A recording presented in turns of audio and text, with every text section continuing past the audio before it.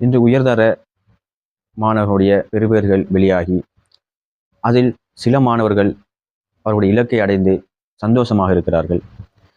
தனது இலக்கை அடைய தவறிய மாணவர்கள் துக்கமாக இருக்கின்ற இந்த சூழலில் சித்தி எழுதிய மாணவர்களுக்கு, தனது இலக்கை அடைந்த மாணவர்களுக்கு எனது பாராட்டுக்களையும் வாழ்த்துக்களையும் தெரிவித்துக் கொள்கின்ற அதே நேரம், தனது இலக்கை அடையாத மாணவர்கள் அவர்களுக்கு பல வழிகள் உள்ளது, மீண்டும் முயற்சி செய்யலாம்.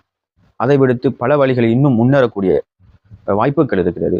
ஆக அவர்கள் மனம் தளராமல் இன்னும் முயற்சி செய்யுங்கள், உங்களுக்கான வழிகளும் காலங்களும் தாராளமாக உள்ளது என்று கூறிக்கொண்டு, இந்த இடத்தில் இந்த நமது 2025ஆம் ஆண்டுக்கான ஏலவல் பரீட்சையினுடைய பெறுபேறுகள் நமது ஊரை பொறுத்த மட்டில் மிகவும் வளமையான காலங்கள் வருவதை விட இந்த முறை சிறந்த ஒரு பெறுபேறாக நாம் காண்கின்றோம்.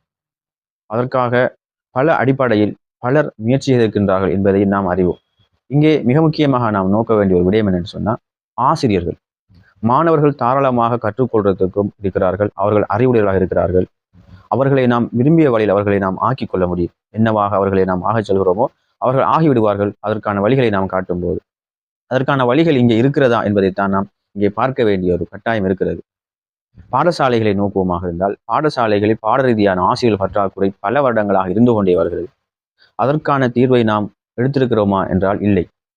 ஓலவல் எழுதியதன் பிறகு அந்த மாணவர்களை அழைத்து அவர்களுடன் கலந்து ஆலோசித்து அவர்களை நாம் நமது பாடசாலையினுடைய ஆசிரியர் பற்றாக்குறையை நிவர்த்தி செய்வதற்காக எவ்வாறு என்ன விடயங்களை அவர்கள் கற்றுக்கொள்ள வேண்டும் என்கின்ற ஆலோசனை அவர்களுக்கு நாம் வழங்குகின்ற போது இந்த பாடசாலையில் உள்ள ஆசிரியர் பற்றாக்குறை நமது ஊரில் உள்ள பிள்ளைகளை கொண்டே நிவர்த்தி செய்ய முடியும். இதற்காக சாதாரணமான மனிதர்கள் அதனை பேசி கொண்டே செல்வார்கள் ஒழிய, அதற்கான உயர்ந்த அடிப்படையில் ஆசிரியர்கள், அதிபர்கள், கல்வியாளர்கள் இணைந்து இந்த வேலையை செய்ய வேண்டிய தேவை உள்ளது. நமது ஊர் மாணவர்களை கொண்டு, ஊர் பிள்ளைகளை கொண்டு நமது பாடசாலையில் உள்ள ஆசிரியர் பற்றாக்குறை எவ்வாறு நிவர்த்தி செய்ய முடியும் என்பதை நான் உங்களுக்கு கூறுவதை விட, இதனை காண்கின்ற, இதனை பார்க்கின்ற கல்வியலாளருக்கு சிறந்த அடிப்படையில் அதனை சிந்தித்து வழிநடாத்தி இதனுடைய பற்றாக்குறையை நிவர்த்தி செய்ய முடியும். ஆகவே மிக முக்கியமாக இங்கே செய்ய வேண்டிய ஒரு விடயம், பாடசாலையில் உள்ள ஆசிரியர் பற்றாக்குறையை நிவர்த்தி செய்ய வேண்டும். அதுவும் நமது ஊரில் உள்ள பிள்ளைகளை வளங்களை கொண்டு அதனை நிவர்த்தி செய்ய வேண்டும் என்பதே அது நிலையான ஒரு நிவர்த்தியாக இருக்குமே ஒழிய தற்காலிகமான நிவர்த்தியாக இருக்காது.